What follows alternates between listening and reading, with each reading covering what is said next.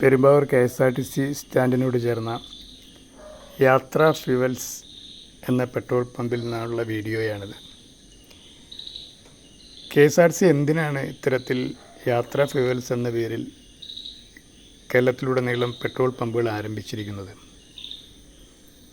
KSRTC ഇതിൽ നിന്നും petrol അടിക്കാം, കൂടാതെ പബ്ലിക്കിനും അടിക്കാം.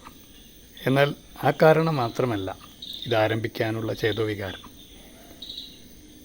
2021 പെട്രോളിയം കമ്പനികൾ ബൾക്ക് പർച്ചേസേഴ്സിനെല്ലാം ഒരു പ്രത്യേക സ്റ്റാറ്റസിലേക്ക് മാറ്റി. ഇപ്പോൾ കേരളത്തിൽ ഒരു ബൾക്ക് പർച്ചേസർ മാത്രമേ ഉള്ളൂ, അത് KSRTC ആണ്.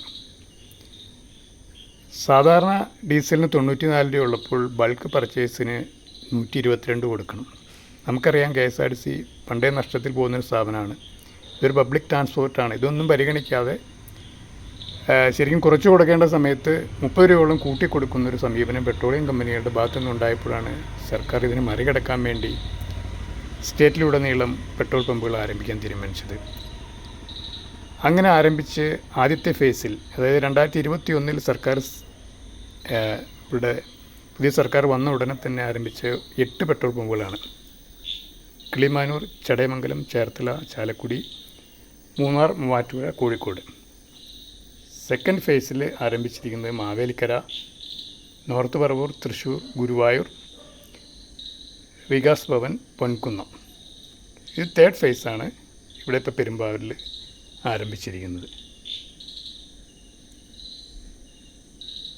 നമുക്കറിയാം,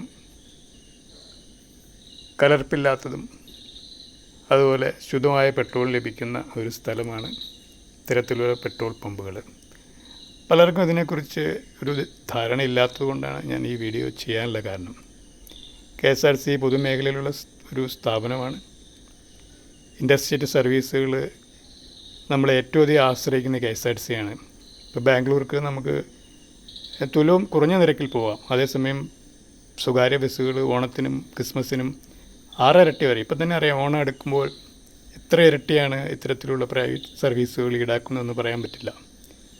അപ്പോൾ അവരെല്ലാം മറികടക്കുന്നതിന് ഈ പൊതുമേഖലാ സ്ഥാപനം നിലനിൽക്കേണ്ടത് ആവശ്യമാണ്. അപ്പോൾ ഇതൊരു ടിക്കറ്റ് ഇതര വരുമാനം കൂടിയാണ്. ആ പെട്രോൾ അടിക്കുമ്പോൾ നിങ്ങൾ ഒരു കാര്യം ഓർക്കുക, യാത്രാ ഫ്യൂവൽസ് ഉള്ള സ്ഥലത്ത് നിന്ന് അടിക്കാൻ ശ്രമിക്കുക. നമ്മുടെ ഈ സ്ഥാപനത്തെ നിലനിർത്താൻ നിങ്ങൾ കൂടി ഒരു കൈത്താങ്ങാകുക എന്ന് മാത്രം പറഞ്ഞുകൊണ്ട് ഈ വീഡിയോ അവസാനിപ്പിക്കുന്നു. നന്ദി.